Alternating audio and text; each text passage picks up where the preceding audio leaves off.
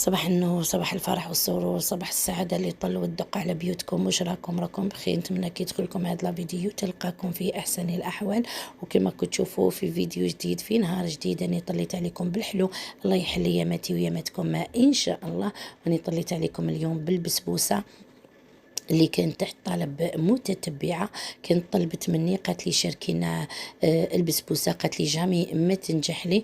نقول لك حبيبتي مريومة، راني لبيت لك الطلب ديالك، وان شاء الله راح نلبي لك كل طلباتك اللي طلبتيهم مني. ان شاء الله تشوفي لا فيديو وتبعي الخطوات خطوة بخطوة، راح تنجح لك من اول مرة وتنجح لك 100% باذن الله. وقبل ما نبداو نصلوا ونسلموا على الحبيب المصطفى عليه افضل الصلاة والتسليم، يلا نبداو بسم الله وعلى بركة الله. للأمانة لهنايا بنتي اللي تخدم، ماشي أنا اللي راني نخدم لهنا في كسرونة. واش هي دارت؟ هي بدات بالصيغو وهو الأول. هي دارت 2 كيسان سكر ب4 كيسان نتاع الماء. كل كاس سكر يقابلو 2 كيسان نتاع الماء. وهي ضافت عليهم شريحة نتاع الليمون ودرتهم فوق النار، خلاتهم يغلو. بعد ما رفدوا الغليه نحسبوا ربع ساعه ونطفيو عليه. ودوك نجوزو لاباغي واش درت لهنايا؟ درت 3 حبات بيض. شوفوا الفيديو راهو موضح وما حبيتش نسرعو باش تفهموني مليح. لهنا واش درت 3 حبات نتاع البيض. وحبيبتي حنمد لكم مقادير مضبوطه. قلت لكم هي دارت 3 حبات نتاع البيض، ودارت نص كاس نتاع السكر، ما نكثروش السكر باسكو راح نعسلوها. ودارت زيت دو سيترون وخلطت بالباتور بيان كيما راكم تشوفوا حتى يبيض الخليط ويذوبنا هذاك السكر. وبعدها ضافت كاس غير ربع نتاع الزيت وضافته على دفوعات، وكاس غير ربع نتاع الحليب.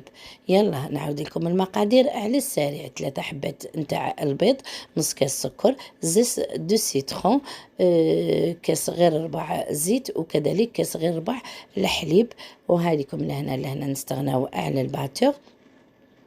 وبعدها اجازت للنواشف. النواشف لهنا واش هي دارت كاس ونص تاع سميد معين. على بالي دوك تسقسوني واش من نوعيه نتاع السميد. لهنا انني استعملت سميد عمور. ضافت 2 مغارف نتاع الفارينه، وكذلك 2 باكي ليفير شيميك، 2 باكيات خماره نتاع الحلوى. هاي لكم لهنايا هاي لكم. وكذلك إضافة 2 مغارف لانوات كوكو، وكذلك إضافة قريصة نتاع الملح باه تعدل لنا الطعم. وبعدها نخلطو بالفوي كما راكم تشوفوا هكا. وبيان سور لهنا الفور هنا رانا مشعلينها.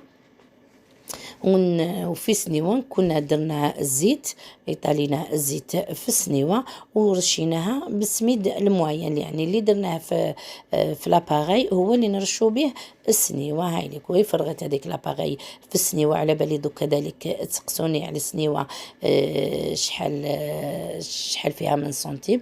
نقول لكم فيها 35 30 على 35 سنتيم. هاي لكم لهنايا. ونفرغوا هذيك لاباغي ونخبطوها باش نخرجوا الهواء اللي يكون فيها لداخل. وبيان سور نديروها في الفور الطيب. ومن بعد ما طيبنا شوفوا لهنايا نطيبوها كيما طيب المسكوتشو. ومباشرة من بعد ما خرجناها من الفور نسقيناها بهذاك السيرو وهي سخونة.